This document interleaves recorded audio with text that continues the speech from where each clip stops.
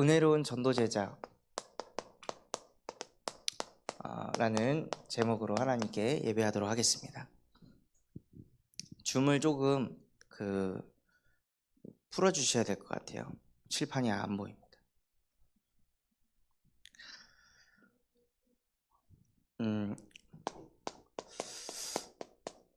여러분에게는 가장 행복한 시간이 언제이신가요?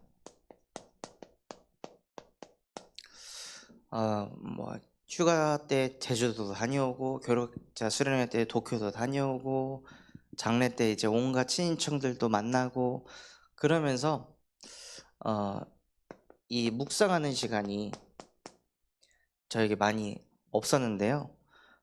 아까 교회에 와서 이제 묵상을 하는데 너무 행복하더라고요. 하나님의 말씀을 묵상하고 그 말씀을 읽으면서 하나님의 마음은 또 어떠실까? 이런 것들을 질문하면서 그 말씀을 묵상하는데 너무 은혜가 되고 힘이 되는 거예요. 필리비가 웃어줄 때 저도 같이 표정이 웃어지긴 하지만 제 영혼이 미소 짓는 건 아니거든요. 뭔가 이제 친인척들 만나가지고 서로 이제 근황도 얘기하고 소통하고 하면은 기분이 좋은데 제 영혼이 기분이 좋은 건 아니거든요. 제주도에 가서 맛있는 것도 먹고 막 멋있는 바다도 보고 그러면 뭔가 힐링이 되는 것 같지만 제 영혼은 힐링되는 게 아니거든요. 원래 인간은 하나님의 형상인 영적 존재로 창조돼서요, 영이신 하나님의 말씀을 묵상하며 하나님을 가까이 할 때 인간은 행복한 것입니다.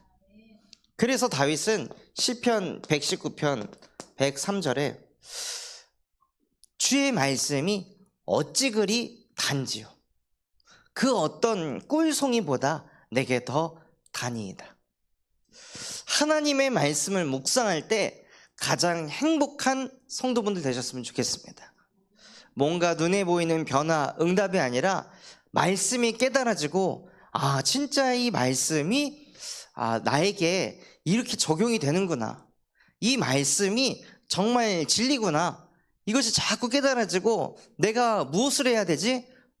이 말씀대로 하면 되겠구나 라고 자꾸 묵상하면서 깨달음을 얻고 힘을 얻을 때 인간은 가장 행복하다는 것입니다. 이번 주에 지혜로운 여인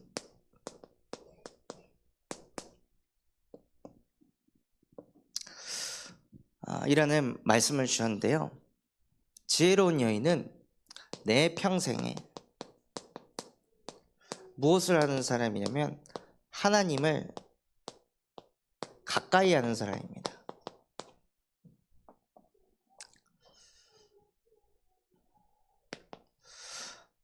그래서 하나님을 가까이 하기 위해서 하나님께서 저와 여러분에게 복음을 주셨는데요, 원래 우리는 평생에 하나님을 가까이 할 수 없는 존재입니다. 대통령을 가까이 하고 싶어도 저와 여러분이 대통령을 가까이 할 수 없잖아요. 그런 신분을 갖고 있지 않기 때문에. 재벌 총수를 만나고 싶어도 만날 수가 없습니다. TV에서 나오는 멋있는 연예인들 만나보고 싶다 한다고 해서 만날 수 있는 게 아닌 거예요. 내가 가까이 하고 싶다고 해서 사람조차도 뛰어난 그 능력을 가진 사람, 많은 돈을 가진 사람, 많은 권력을 가진 사람도요, 사람인데도 만나기가 힘듭니다. 하물며 창조주이신 하나님을 인간이 어떻게 가까이 둘 수 있을까요? 말이 안 되는 거예요.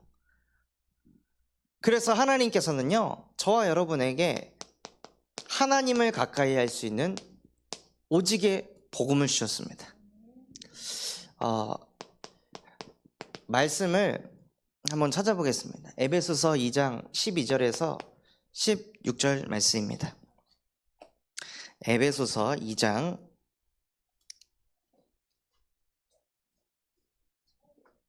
12절에서부터 16절 말씀입니다.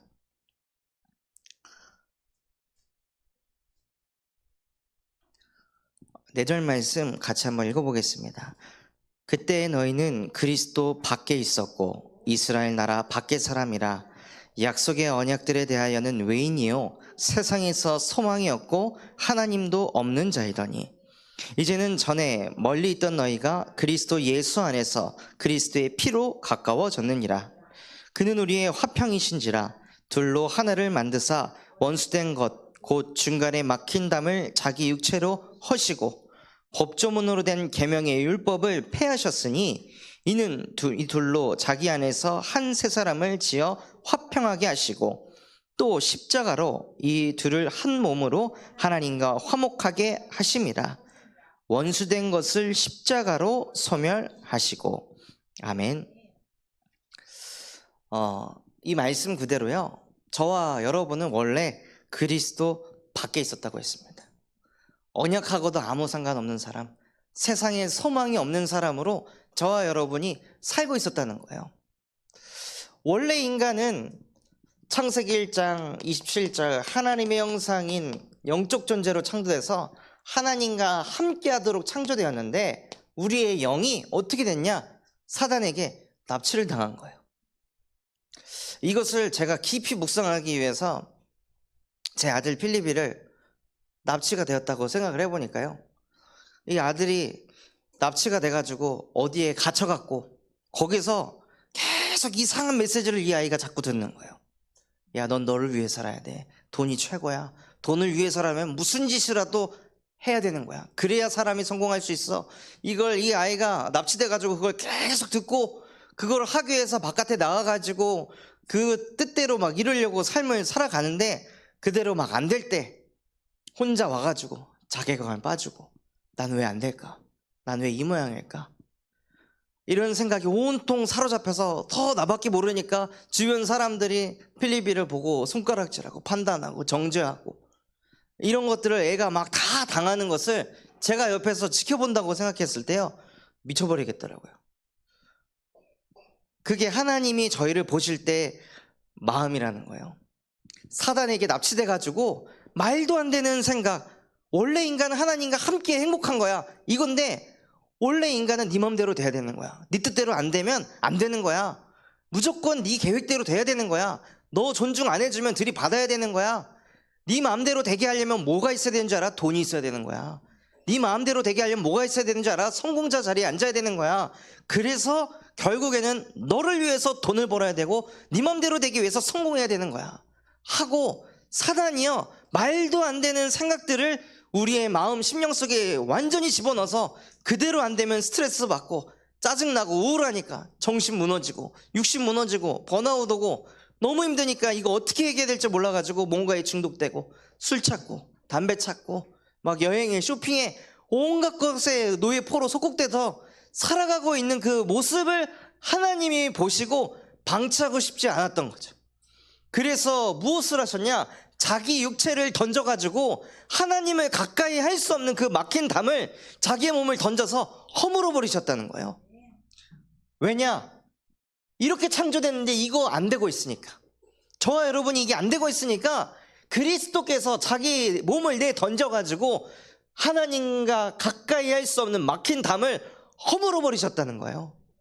내가 뭘 하려고 하지 않은 게 아니라, 내가 뭘 안 해서 그 담이 생긴 게 아니라 모든 사람이 하나님 떠나 죄 가운데 빠져가지고 하나님을 가까이 할 수 없는, 눈에 보이지 않는 이 어마어마한 담이 생겼는데 그 담을 예수께서 자기의 육체를 던지셔서 허물어 버리셨다는 거예요. 이 담을 허물기 위해서 본인이 십자가에 못 박히셔가지고 무엇을 하셨냐? 계명에 있는 그 법조문을, 그 계명을 파괴해 버렸대요. 이것은 구약에 있는 내용을 이건 가치 없는 거야 이걸 얘기하는 게 아니라요, 무엇이냐? 창세기 2장에 이 선악과를 먹으면 반드시 죽을 것이다. 그래서 아담과 하와가 선악과를 먹어서 무조건 죽을 수밖에 없는 운명 사주 팔자 속에 들어간 인간인데 그 계명을 십자가의 복음으로 파괴해 버렸다는 거예요. 왜냐? 우리랑 가까이 하고 싶으셔서, 우리랑 함께 하고 싶으셔서.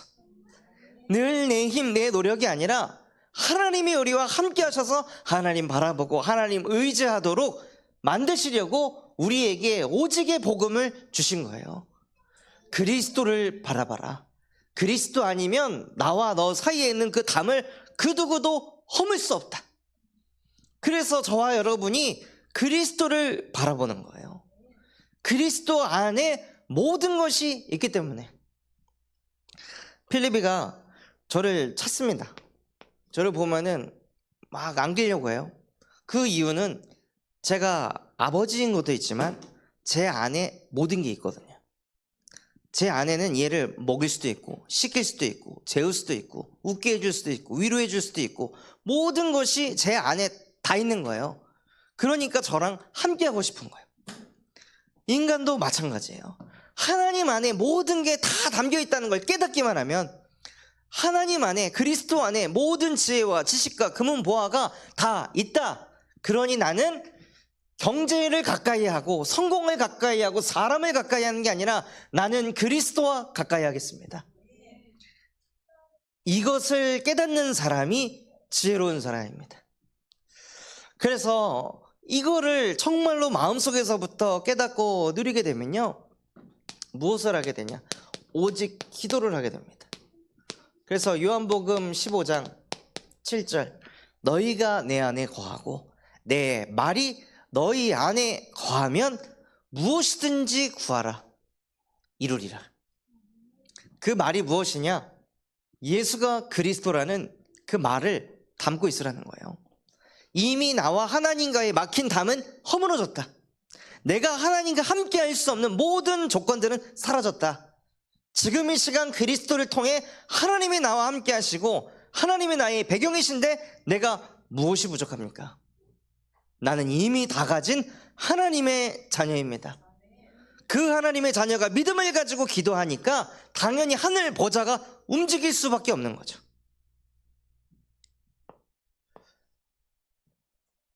왜 응답이 없냐? 의심하기 때문입니다. 자꾸 마음에 계산을 하고 의심하기 때문에 성령이 역사할 수가 없는 거예요. 정말 이것을 마음으로 믿고 입으로 시인하고 그것을 마음에 담고 예수 이름으로 기도할 때 하나님께서 역사하십니다. 그래서 이런 삶을 살아가면요, 무슨 응답이 오게 되냐? 오직 전도구나. 진짜 사람들이 하나님의 형상 잃어버려 가지고 자꾸 눌려서 사는구나. 수고하고 무거운 짐 지면서 살아가고 있구나. 그래서 그걸 내려놓게 하는 그리스도의 복음, 오직 복음과 오직 기도를 누리는 사람은요, 전도를 어떻게 하냐? 이 사람은 하나님의 영에 감동된 사람이다. 이것이 전도입니다. 불신자들이 여러분을 보면서 정말 저 사람은 하나님을 믿는구나. 나도 저 사람처럼 하나님을 믿는 사람이 되고 싶다라는 마음을 줄 수 있다면요, 여러분의 인생은 전도자의 인생인 것입니다. 하나님을 가까이 하고 있으니 하나님이 나타날 수밖에 없습니다. 사람은요, 가까이 있는 사람에게 영향받잖아요. 그 부부가 닮아간다 하잖아요. 원래 그런 성격이 아닌데 그 사람하고 계속 살다 보면요, 24시 나도 모르게 그걸 팀사역 받게 돼서 바뀌어간다는 거예요. 그런데 성삼위 하나님과 늘 가까이 하면 그 하나님이 어떻게 안 나타날 수 있겠냐는 거예요. 그래서 진짜 우리 평생의 응답이 무엇이냐? 여기까지 가는 것입니다. 내가 복음을 말하지 않아도 복음이 보일 만큼 하나님의 영에 감동된 자로 하나님 나에게 성령의 충만함을 주시옵소서. 그래서 하나님께서는요, 나의 모든 것이 말씀을 따라가는 인생이 되게 하십니다. 그 말씀을 따라가면서 바꿀 것이 있다고 하셨습니다. 그것이 무엇이냐? 누가복음 6장 41절에서 42절입니다. 형제의 티를 보지 말고 내 눈 밑에 들보를 봐라. 네 눈 밑에 있는 들보를 빼내야, 네 눈 밑에 있는 들보를 빼낼 수 있는 능력을 가져야 형제의 티를 빼내게 될 것이다. 근데 저를 포함해서 많은 사람들이 뭐 하냐면요, 자꾸 바꾸려고 합니다. 나를 바꾸는 것이 아니라 남을 자꾸 바꾸고 남을 자꾸 고치려고 하는 거예요. 그거를 하면 할수록 더 안 되어지는 거죠. 한 번은 제가 여수에서 유초동부 사역을 할 때 40일 집중을 했습니다. 40일 집중을 하는데 메시지일 끝나고 우리 교사분들 한 분씩 이렇게 포럼을 했었는데 너무 은혜가 되고 감사했었거든요. 근데 어떤 한 분이, 전사님, 시간 너무 오래 걸려. 내일 새벽 예배도 해야 되는데 교사 포럼을 안 했으면 좋겠어요 하고 이제 막 반발을 하시는 거예요. 너무 기분이 나쁘더라고요. 아니, 다 은혜 된다고 하는데, 아니, 이렇게 좀 기도하면서 이렇게 인도 받으면은 옆에서 같이 이렇게 힘을 줘도 부족할 판에 누가 이래 40일 집중을 인도한다고 여기서 또 브레이크를 걸지? 나도 내 인생을 여기다 지금 다 바쳐서 지금 하고 있는데, 그러면서 그분을 막 바꿀 생각을 하니까 짜증나고 막 스트레스를 받는 거예요. 그런데 그때 당시에 딱 제 마음에 주셨던 말씀이 무엇이냐? 주의 계명을 사랑하는 자에게는 큰 평안이 있으리니 그들에게 장애물이 없으리로다. 그런데 그분이 저에게 장애물이 자꾸 되는 거 보니까, 내가 주의 계명보다 지금 이 문제에 초점을 두고 있구나. 그러니 자꾸 이게 나에게 장애물이 돼가지고 내 마음이 답답하고 힘이 드는구나. 그래서 장애물이 생기면은 넘어가면 되는 거잖아요. 그래서 그 다음부터는 그냥 교사 포럼을 안 하겠습니다 하고 없애버렸어요. 그런데 어떻게 되냐면 그분이 저의 보호자가 되더라고요. 그거를 따라줬는데 그분이 저의 보호자가 돼서 지금도 가면은 항상 주목님, 우리 주목님하고 안아주고 은혜 너무 많이 받는다고. 형제의 티를 빼내려고 하지 않고 저의 들보를 빼내니까요, 형제가 바뀌더라고요. 그래서 우리의 모든 것은요, 말씀을 따라가는 것입니다. 자존심을 내려놓는 것이 아니라 말씀을 따라가는 거예요. 결국 형제의 티를 뽑아내려고 하는 이유, 내 들보를 뽑지 않으려고 하는 이유가 자존심 문제잖아요. 왜 나만 이렇게 해야 돼? 너는 안 바뀌면서 왜 나만 이렇게 희생해야 돼? 그게 아니라 말씀을 따라가는 것입니다. 또 우리가 붙잡을 것이 있는데요,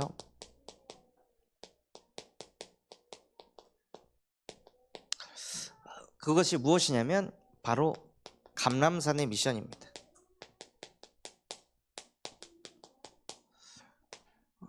저와 여러분이 뭐가 있어야 되냐? 감람산의 미션이 있어야 돼요. 신앙생활을 그냥 하는 것이 아니라 하나님께서 각 사람을 부르셔서 그 각 사람을 통해 하실 하나님의 일이 따로 있다는 거예요. 그래서 뭘 딱 붙잡고 있어야 되냐면, 하나님, 내 평생에 이뤄야 할 미션을 나에게 주시옵소서. 나는 그 미션을 이루면서 사는 인생이 되겠습니다. 다윗은 무슨 미션을 붙잡았죠? 성전을 건축하는 미션을 붙잡았습니다. 그래서 모든 것을 거기에다가 올인을 한 거예요. 그래서 이 감람산의 미션을 이루기 위해 오로지 기도에 힘쓰는 것입니다. 그래서 이 미션이 이 기도를 통해 계속 성취되어 나가면 그게 어디로 가냐? 자자손손에게 가는 것입니다.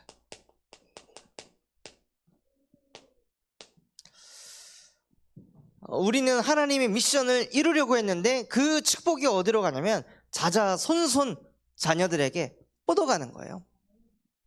저희 친할머니는 사실 복음을 제대로 깨닫지는 못하셨습니다. 그런데 하나님을 가까이 하는 마음을 가지셨던 거죠. 신앙심이 있으셨던 거예요.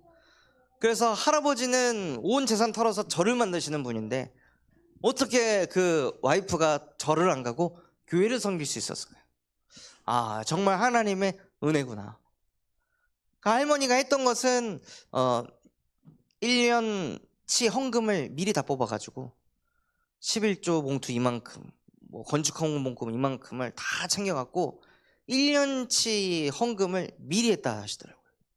그래서 매주 작은 고모 큰 고모 시켜가지고 이 돈 은행 가서 새 돈으로 바꿔라 해가지고 그렇게 헌금을 하셨더라고요. 그런 믿음과 신앙이 7남매의 모든 자녀들에게 다 내려간 거예요. 그리고 그 자녀의 자녀들, 또 그 자녀의 자녀들에게까지 4대째 신앙생활을 할 수 있는 그 기업을 만드신 거죠. 그래서 할머니가 막 어마어마한 뭔가 업적을 남기시진 않았으나 신앙을 지켰다는 그 1세대의 일을 하고 나니 그 다음 세대는 교회를 세우고 그 다음 세대는 그걸 물려받는 차세대 전도자로 하나님이 세워가시더라고요. 그래서 정말로 그 미션을 붙잡아서 자자손손에게 그것을 남기는 지혜로운 인생이 되셨으면 좋겠습니다.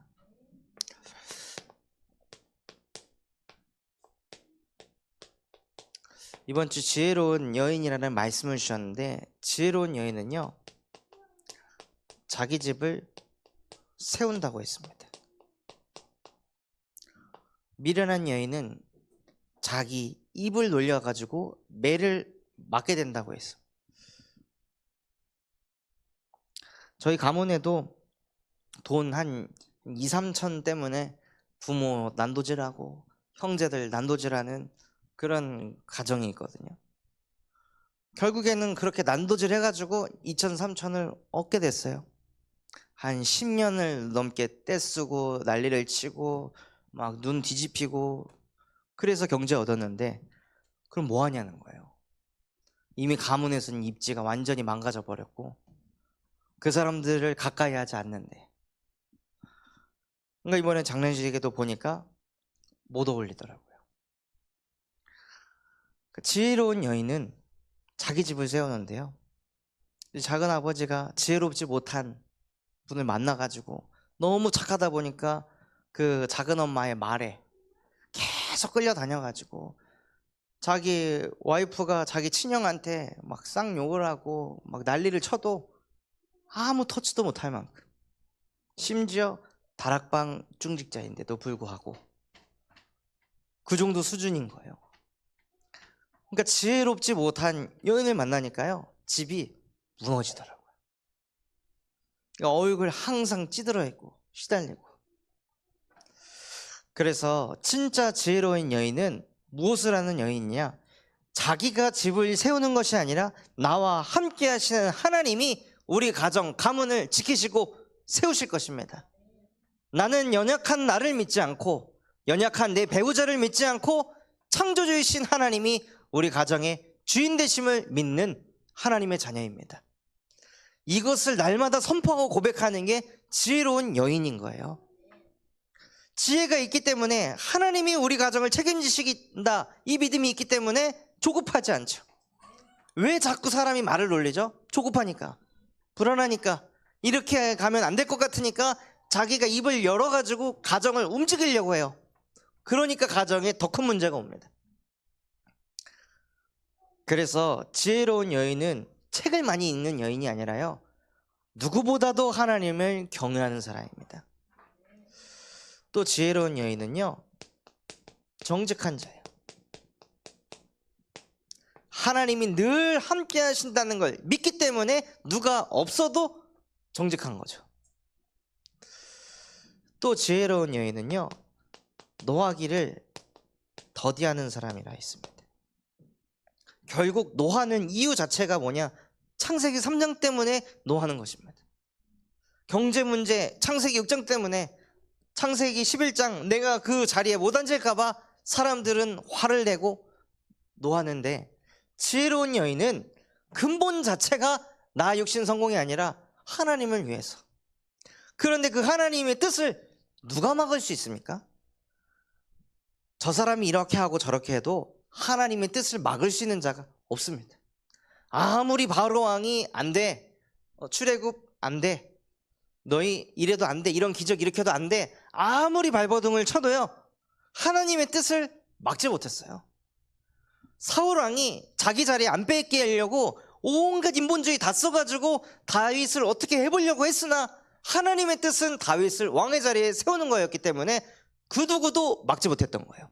아무리 정예 군사를 보내도 막지 못했던 거예요. 도망가는 것처럼 보였지만 사실은 다윗이 법적으로 왕의 자리에 설 때까지 하나님이 시간표를 두고 기다리고 계셨던 거죠. 그래서 노할 이유가 없는 게 무엇이냐? 그 어떤 것도 하나님의 뜻을 막을 자 없다. 이것을 믿고 살기 때문에 가정 또한도 지킬 수 있는 것입니다. 그래서 이번 주가 지혜로운 여인이기 때문에요, 지혜를 가진 증인을 같이 보려고 합니다. 지혜로운 여인이 누구였냐면요, 요게벳입니다.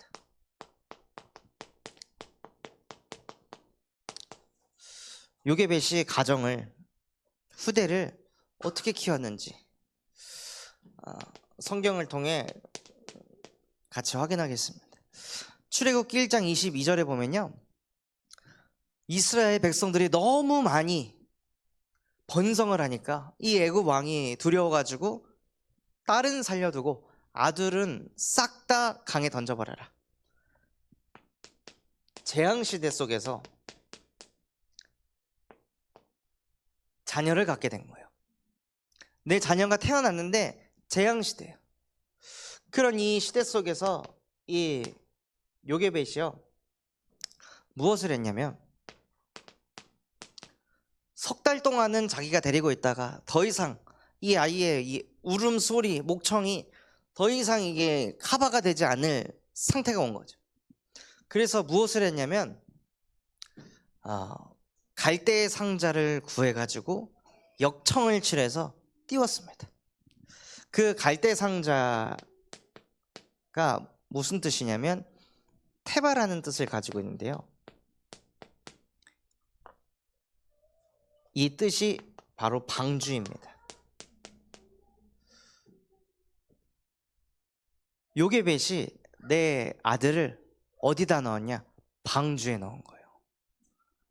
내가 이 아이를 어떻게 할까 하고 품은 게 아니라 요게벳의 이름 뜻 자체가 여호와는 영광이시다, 이런 뜻을 가지고 있거든요.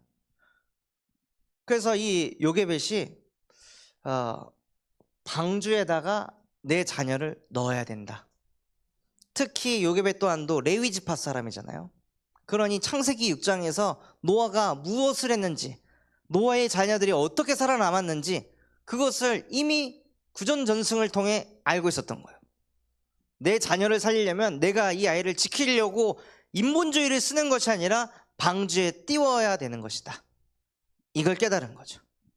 그런데 방주의 특징이 무엇이냐면요, 동력이 없어요. 말 그대로 그냥 띄우는 거예요. 흐름에 따라 그냥 움직이는 거예요. 배가 어디로 갈지 어떻게 갈지 모른다는 거죠.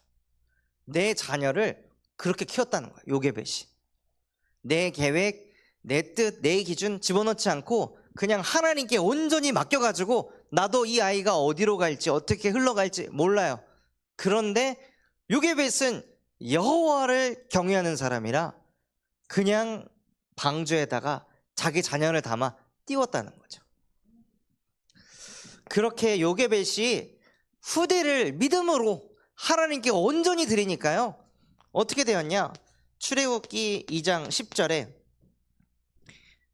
이 아이의 이름은 모세라. 이는 물에서 건져내었습니다. 그 물 자체가 재앙이잖아요. 재앙에서 이 모세가 빠져나왔다는 거예요. 그 요게벳의 믿음이, 요게벳의 전적으로 하나님을 경외하고 하나님께 내 후대를 완전히 맡겨버리니까 하나님이 그 후대를 재앙에서 해방시켰다는 거예요. 그런데 이 모세가 자기만 재앙지대에서 나온 것이 아니라 이스라엘 백성들을 출애굽을 시키는 렘넌트로 하나님이 인도하셨다는 거예요. 그래서 정말 요괴뱀만 받은 응답이 아니라 여기 계신 모든 우리 중직자분들이 이 응답을 꼭 받는 주역 되시기 바랍니다. 또 지혜를 가진 증인이 누구냐면요, 한나입니다. 한나는 교회의 참 중직자였습니다. 어느 정도였냐?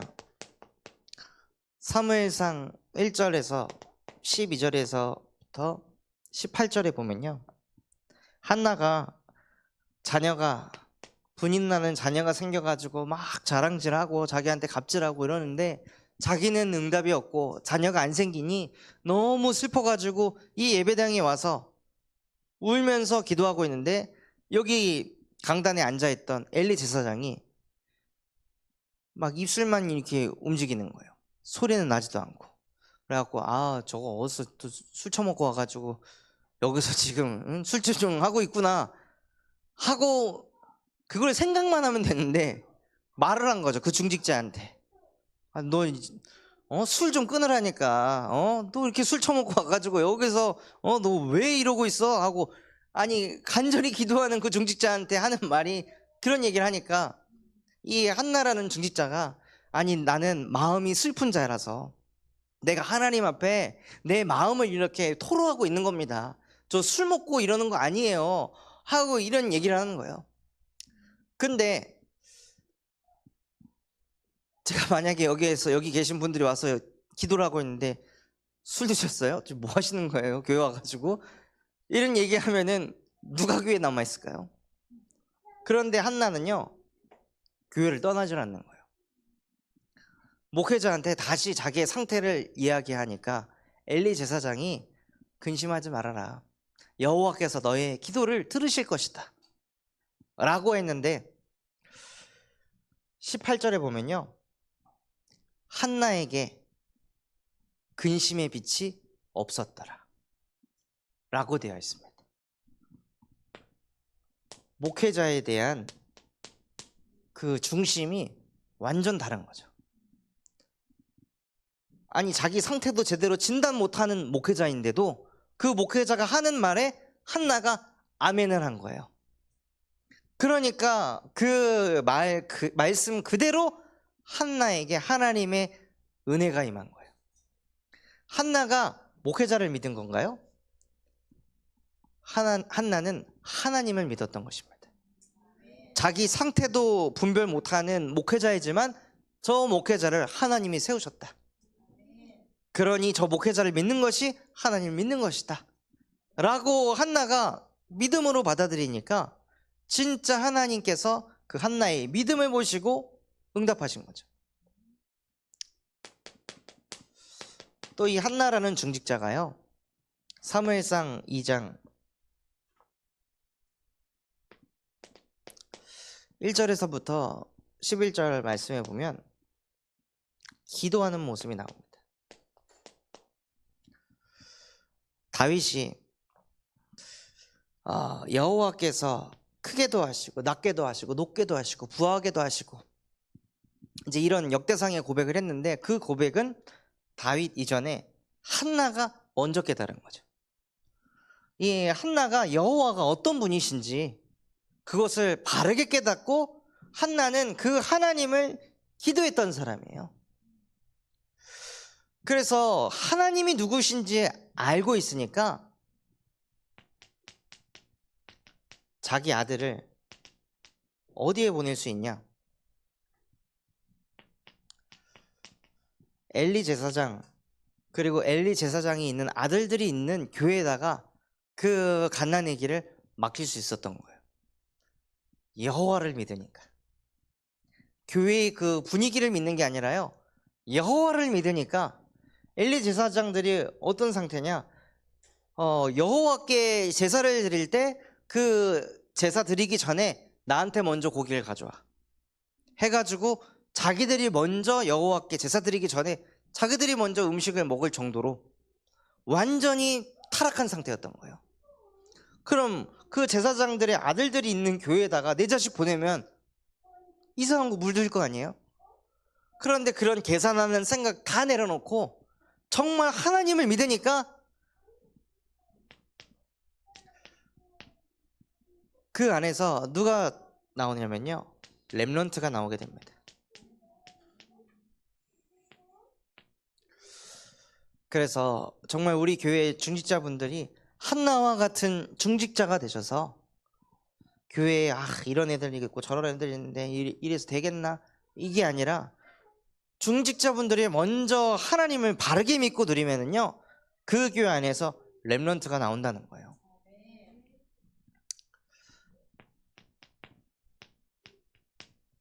또 지혜를 가진 증인이 누구냐면요, 라합이라는 여자입니다.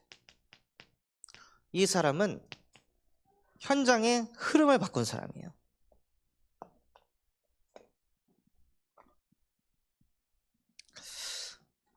라합이 살고 있던 곳이 어디냐면 여리고라는 곳입니다. 근데 여리고는 바알과 아스다롯이 있었기 때문에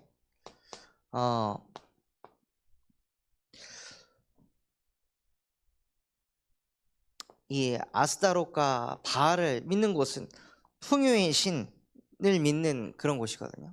근데 여기에는 그 풍요가 이 성적인 거에도 어마어마한 영향을 끼쳐가지고 아주 문란한 곳인 거예요.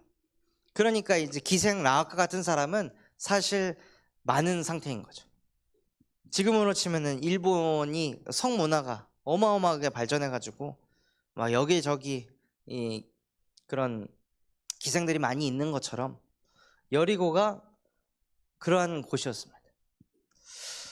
이곳에서 이 기생 라합이라고 하는 사람이요, 여호수아 2장 1절에 보면 정탐꾼이 들어왔는데 그 정탐꾼들을 자기 집으로 받아들입니다.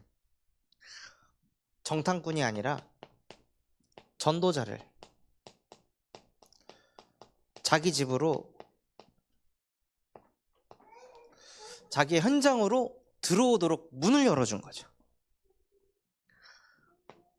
그리고 나서 이 라합이요, 이 전도자들에게 뭐라고 얘기하냐, 이 전도자들이 라합을 전도하려고 한 게 아니라요, 이미 라합은 전도된 상태였던 거예요. 우리가 무슨 얘기를 들었냐, 너희가 애굽에서 나왔다는 소문을 들었다. 너희가 믿는 하나님은 위에서 만나 메추라기를 내려주시고 가는 곳에 바다가 있으면 바다의 물을 말라버리게 할 수 있는 그러한 하나님이라고 우리가 들었다. 그래서 이미 우리는 거기에 성경에 보면 뭐라고 되어 있냐면요, 우리 중에는 정신을 잃은 사람도 있다고. 너무 충격을 받아가지고 여리고 사람들이 이미 넋이 나가고 정신을 잃을 만큼 사람들의 간담이 다 녹아버렸다는 거예요. 그래서 나는 너희의 여호와가 무섭다.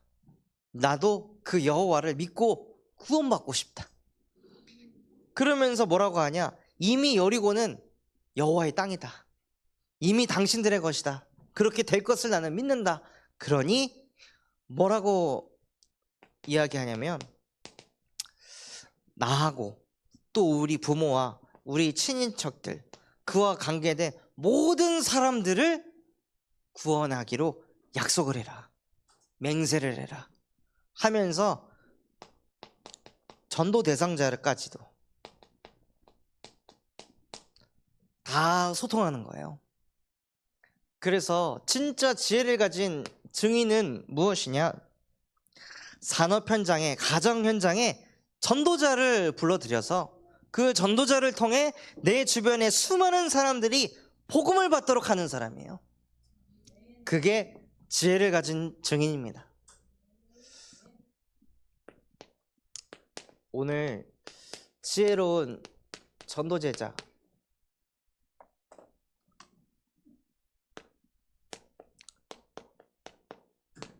라는 말씀을 붙잡고 저와 여러분이 섬김을 받는 것이 아니라 도리어 섬겨야 되는데요, 무엇을 섬겨야 되냐, 광주 캠프를 섬겨야 합니다.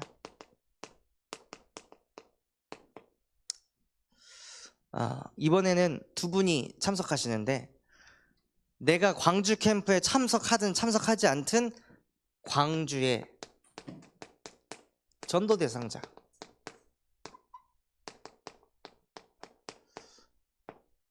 이것을 두고 기도하시면서 소통해 주시는 거예요.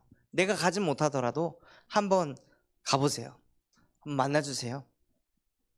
그 현장이 라아카 같은 사람이 준비되었을지 아무도 모르잖아요. 그리고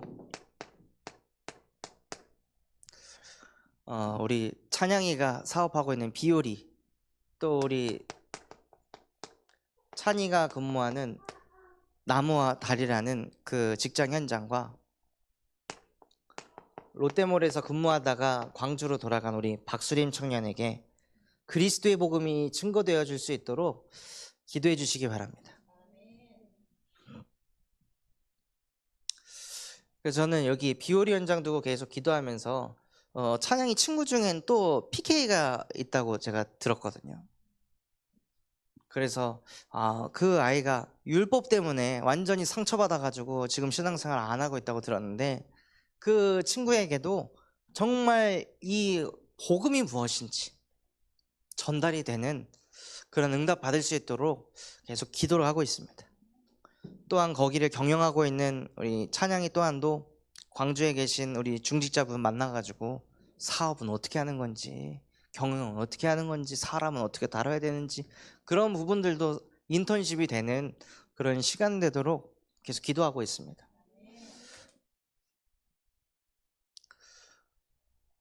또 이번에 전화가 와가지고 제가 올해 목사 안수를 받거든요. 받기 이전에 이제 목회자 고시를 노예에서 또 치러야 돼요. 또 치르고 거기서 뭐 면접이랑 또 설교 시험이랑 이런 것들을 이제 봐야 되는데, 이것을 위해 목회자 고시 미팅이 광주 캠프 때 저녁 시간에 잡힐 것 같습니다. 그래서 저뿐만이 아니라 이번에 목회 안수를 받는 한 6, 7명 정도 되는 그 인원들이 그냥 목사 되는 거에 안주했다는 게 아니라 정말 전도운동을 일으키는 목사가 되도록 기도해 주시면 감사하겠습니다. 그리고 저희가 무엇을 섬겨야 되냐면요, 여름 성경학교를 섬겨야 됩니다. 원래는 여수, 광주, 군산 뭐 다 같이 하려고 했는데 그게 무모가 됐어요. 그래서 저희 교회 안에 자체적으로 여름 성경학교를 두고 인도받는데,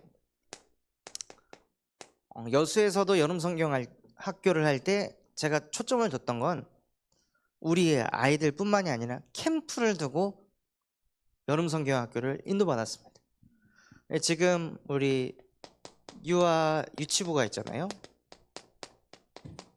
이 아이들에게 복음을 활동으로 각인을 시키는 거예요. 말로 갖다가 하는 게 아니라 어떤 놀이와 활동을 하면서 이 아이들에게 복음이 각인되도록. 아니, 일본을 가보니 이 귀신 문화는 자기들이 모시는 신을 만나려고 막 향을 피워가지고 그 향 맞게 해서 내 안에 있는 애군을 다 없애고 신을 만날 수 있는 깨끗한 몸을 가지고 신을 만나러 가는데, 신이 어디에 오냐? 그 커다란 어떤 이런 큰 뭔가를 만들어서 그게 귀신이 가는 길이다. 이게 크면 클수록 큰 신, 위대한 신이 이 길을 보고 찾아온다 해가지고 센소지라는 곳에 7 신이 거기에 있다는 거예요. 그래서 그 신을 향을 해가지고 자기를 깨끗하게 한 다음에 그 길을 따라가서 그 신들에게 그냥 기도하는 게 아니라 돈을 또 주고, 가니까는 뭐 백인, 흑인, 뭐 동남아 사람 다 거기다가 돈 던지더라고요. 그리고 나서 이제 기도를 하는 거예요. 그런 활동을 할 수 있도록 세팅을 해놓은 거예요. 그러니까 237 사람들이 거기 몰려가가지고 그걸 다 체험하는 거죠. 그리고 하고 뭐 하냐? 다 인증샷 찍고 동영상 찍어달라고 하고 친구들한테 메시지 보내고, 나 센소지 와가지고 나 이거 했어, 나 점쳤어. 그런 거를 유아 유치부에서 활동을 통해 애들에게 각인하고, 또 얘네들에게 에덴 동산을 만들어줘서, 몬테소리에서는 이 유아 유치 아이들에게 뭘 만들어주냐? 조화 공간이라는 걸 만들어줘요. 조화 공간이 무엇이냐? 야, 그거 하면 안 돼 라는 말을 안 해도 되는 공간을 만들어주는 거죠. 근데 우리는 그거를 이제 좀 바꿔가지고 에덴 동산을 만들어줘서, 하나님께서도 에덴 동산을 만드시고 한 가지만 하지 말라고 하셨잖아요. 몬테소리는 그냥 완전히 그냥 자유, 이건데 하나님이 만드신 동산은 자유 속에 절제가 있었어요. 그래서 아이들에게 야, 이거는 다 해도 돼, 이렇게 다 놀아, 근데 이것만 하지 마 하고 아이들에게 언약을 심어서 절제할 수 있도록 가르쳐 주는 거죠. 그리고 우리 유초등부는 활동이 아니라 메시지를 통해 아이들에게 복음이 각인되도록 해야 됩니다. 유초등부 때만 해도 이미 메시지를 들을 수 있는 지적 수준을 다 가지고 있거든요. 애들은 이미 칠판을 통해서 공부를 하잖아요. 학습을 하고. 얘네들에게는 메시지가 필요해요. 그리고 이 아이들이 무엇을 해야 하냐면요, 인턴십을 해야 됩니다. 그래서 한 2곳 정도 아이들이 진짜 현장에 가가지고 이런 직업을 하기 위해서는 뭘 준비해야 되고, 또 이 속에서 느끼는 보람은 뭐고, 이런 것들을 아이들이 어렸을 때부터 자꾸 들어야 이 사고의 폭이 넓어지기 때문에 이런 현장들을 좀 소개해주는 여름 성경학교. 그리고 우리 대청분, 힐링이 필요합니다. 아무리 포럼을 들어도 힐링이 필요하구나, 힐링이 필요하구나, 우리 대청들이. 그래서 힐링할 수 있는 어떤 공간 다 소통해가지고 이 아이들이 1박 2일 정도 어디 가서 좀 정신, 마음, 영혼 모든 것을 힐링할 수 있는 그런 수련회로 인도받을 수 있도록 기도하고 있습니다. 그래서 우리 관련된 부장님들께서 이것을 두고 계속 기도해 주셨으면 좋겠습니다. 그리고 뭐 여름 성경학교의 꽃은 뭐 수영장이라고 해가지고 저 군산 야외 수영장이 있다 하더라고요. 뭐 성인 5,000원밖에 안 하고 뭐 3,000원, 2,000원이면은 아이들이 즐겁게 놀 수 있는 그런 공간이 있다 그래가지고 하루 정도는 그냥 가서 같이 좀 원네스 되는 그런 시간을 가져보려고 합니다. 그래서 유아유치부, 유초등부, 대청부 이 계층 속에서 뭘 하셔야 되냐, 캠프를 염두에 두고 이걸 하시는 거예요. 그래서 다른 사람들을 또 초청하고, 다른 랩런트를 초청하고, 우리 혜원이 아주 잘할 것 같거든, 애들 초청하는 거. 우리 교회에서 이런 거 한대, 어디 가서 뭐 이런 인턴십도 한대, 이런 거 하면은 애들이 아주 잘할 것 같아요.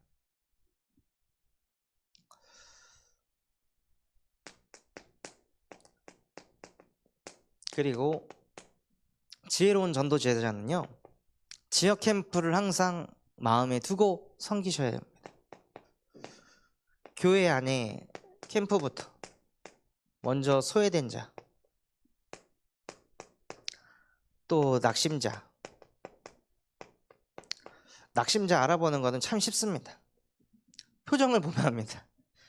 주일날 봤는데 표정이 안 좋아, 챙겨야겠구나 하고 붙어가지고 그 사람들을 방치하는 게 아닌 거예요. 왜 그런지, 요새 안 좋은 일 있는지, 뭐 때문에 그런지, 그런 것들만 챙겨줘도요, 그분 안에 캠프가 일어납니다. 또 우리 탐이 이제 교회 이번 주부로 마지막에 돼가지고 오시고 싶었던 이제 권사님이 차량 운행이 힘들었었는데, 그 권사님도 이제 아마 계속 예배 자리에 함께 하시면서 은혜 받으실 것 같아요. 그래서 소외된 자가 없게, 낙심된 자가 없도록 하는 것이 교회 안에 캠프를 일으키는 것입니다. 또 우리는 교회 밖에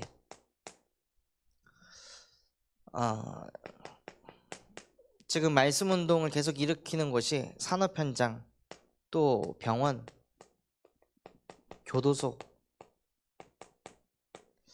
그리고 가정, 그리고 아이들을 교육하는 교육 현장에까지 계속 말씀 운동이 일어나고 있는데요. 이런 현장들을 뭐 하시는 거냐? 현장을 소통하시는 거예요. 나는 이 병원 현장 가, 나는 교도소 사역해, 나는 가정에서 일해, 이런 것을 가지고 우월주의에 빠지는 것이 아니라요, 내가 다녀온 그 현장에서 받은 은혜들, 하나님이 그 현장에 주시는 그 응답들을 계속 성도분들하고 소통하시는 거예요. 그래야 우리 교회가 이런 곳에 사역을 하는구나. 그럼 이걸 가지고만 있어도요, 현장 갔을 때 이게 전도의 사용이 됩니다. 누군가가 뭐 죄를 졌다, 뭐 교도소에 간다고 한다. 우리 교도소 사역하는데 하고 그냥 연결이 되어질 수 있는 거예요.